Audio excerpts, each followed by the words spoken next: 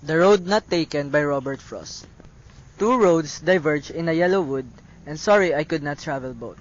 And be one traveler, long I stood, and looked down one as far as I could, to where it bent in the undergrowth, then took the other as just as fair, and having perhaps the better claim, because it was grassy and wanted wear, though as for that the passing there had worn them really about the same. And both that morning equally lay in leaves no step had trodden black. Oh, I marked the first for another day. Yet, knowing how my leads on to way, I doubted if I should ever come back. I shall be telling this with a sigh. Somewhere, ages and ages hence, two roads diverged in a wood, and I took the one less traveled by.